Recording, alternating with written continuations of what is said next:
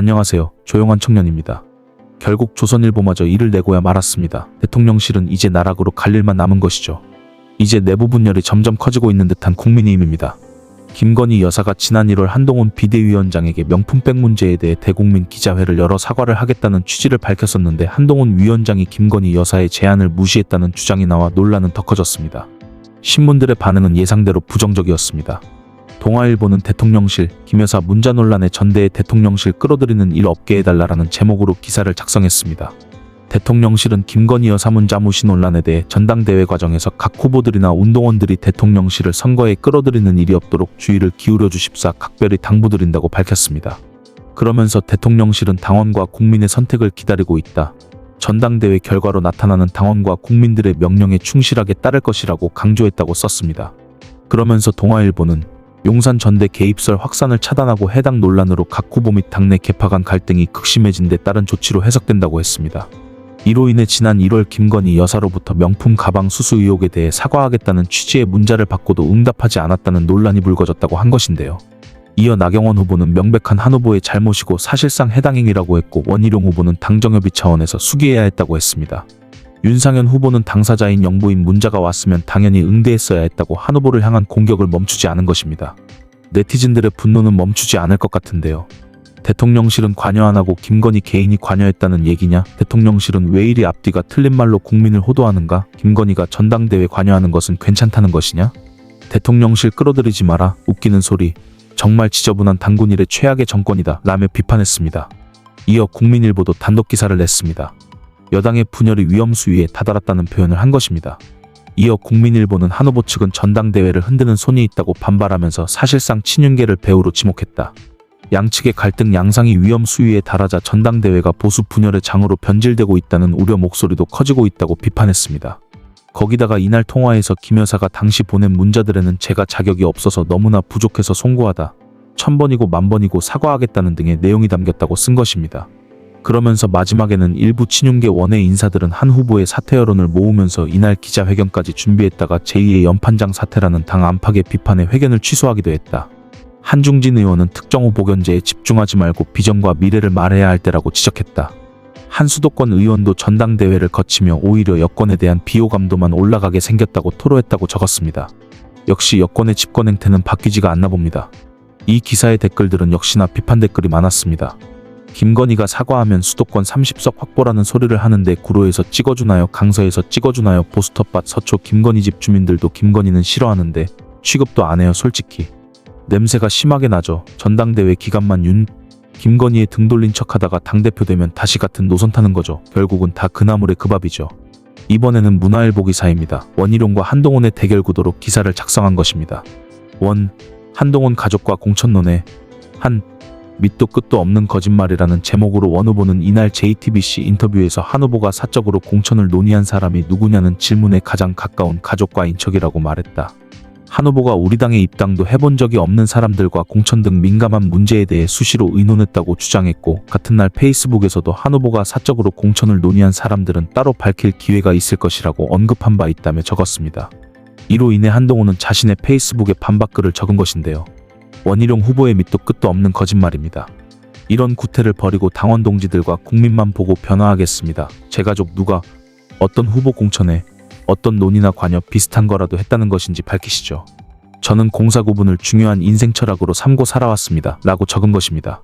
조선일보는 이 같은 사태를 진흙탕으로 비유했습니다. 이어 친윤계는 한 후보 처신을 총선 패배 책임론으로 연결시켰다라고 적었습니다.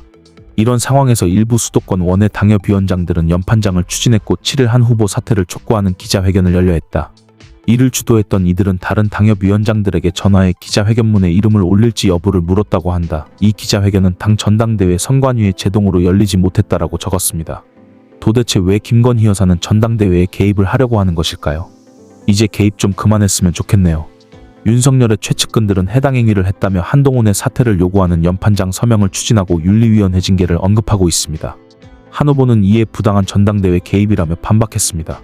연판장은 작년 당대표 선거 때 나경원 후보의 출마를 막은 적도 있고 윤리위 징계는 이준석 당시 대표를 축출하기 위해 친윤계가 동원한 수단인데요. 이에 유승민도 가만히 있지 않았습니다. 익심 논란의 김건희, 사과하면 되지 왜 한동훈 허락받나라고 말한 것입니다. CBS 라디오 이철희의 주말 뉴스쇼에 출연한 유승민은 신랄하게 김건희를 비판했습니다. 당과 상의는 할 수 있지만 한 후보가 문자를 익십했다면 사과하면 되지 않냐고 말했고, 한 후보의 반박에도 유승민은 꼬집었습니다. 한 후보의 사적인 방식으로 공적이고 정무적인 논의를 하는 것이 부적절하다고 생각했다고 한 해명에 한 후보도 이상하다. 윤석열 대통령이 검찰총장 할 때는 김 여사와 수백 통의 카톡을 주고받았다고 했는데 이해가 되지 않는다고 말한 것입니다. 이 모든 게 여권의 유치한 진실게임이라고도 표현했습니다. 대통령 부인과 집권당 당대표 후보가 그런 문자까지 다 공개하는 정치 수준이 말이 되느냐며 이 문제는 양쪽에서 자제해야 된다고도 덧붙였습니다.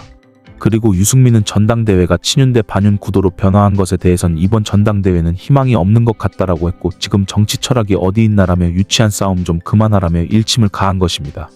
윤 대통령이 하자는 대로 쫄쫄 따라다니면 보수정당이 사는 것이 아니라 지옥에 죽으러 가는 길일 텐데 왜 다들 모르고 있을까요? 이어서 야당의 입장입니다. 김건희 문자의 당무 개입이자 국정농단, 탄핵 청원 늘 듯 더불어민주당은 7일 국민의힘 전당대회 과정에서 불거진 김건희 여사 문자 논란에 대해 뻔뻔한 당무 개입이자 국정농단이라고 강하게 비판했습니다. 강유정 원내대변인은 이날 국회에서 브리핑을 열었습니다.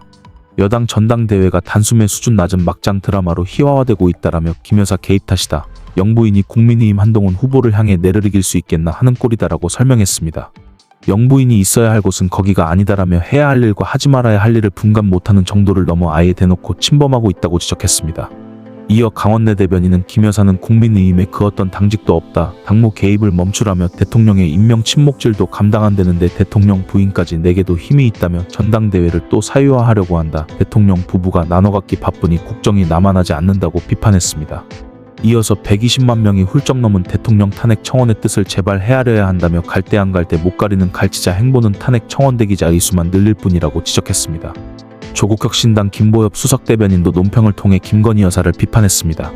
지난 대선과 총선에서 윤 대통령과 국민의힘에 표를 준 유권자들께서는 부끄러워서 쥐구멍에라도 들어가고 싶은 심정일 것이라며 총선 결과 국정 운영에 지대한 영향을 끼칠 만한 사안은 아무리 미덥지 않더라도 남편과 먼저 상의하길 권한다고 지적했습니다.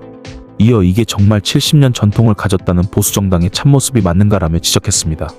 느닷없이 윤 대통령 부인 김건희 여사가 국민의힘 대표 경선의 핵심 이슈로 등장했다며 김 여사 문자에 국민의힘이 제대로 대처하지 못해 총선에서 패배했다느니 한 후보와 나머지 후보들이 논쟁을 벌이는데 이게 정말 70년 전통을 가졌다는 보수정당의 참모습이 맞는가라고 비판했습니다. 조국 대표도 가만히 있지 않았습니다. 김건희 특검법을 다시 발의하고 통과시켜 그의 휴대폰을 압수수색해 실체적 진실을 낱낱이 밝혀야 한다며 최상병 특검법, 한동훈 특검법에 이어 또 하나의 김건희 특검법 카드를 흔들어 보였습니다.